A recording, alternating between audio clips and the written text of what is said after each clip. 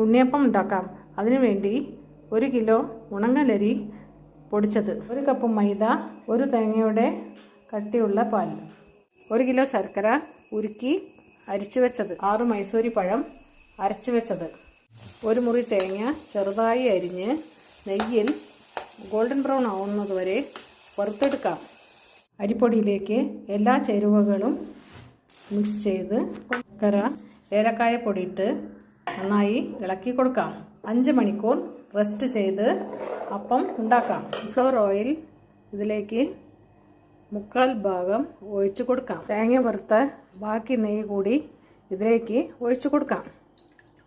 എണ്ണ ചൂടായതിനു ശേഷം ഓരോ കുഴിയിലേക്കും 1/4 ഭാഗമായി മാവ് ഒഴിച്ചു കൊടുക്കാം. അപ്പം ഒരു ഭാഗം വെന്തതിന് ശേഷം മറ്റേ ഭാഗം അങ്ങനെ മറിച്ചിട്ട് കൊടുക്കാം. അങ്ങനെ നമ്മുടെ ഉണ്ണിയപ്പം തയ്യാർ.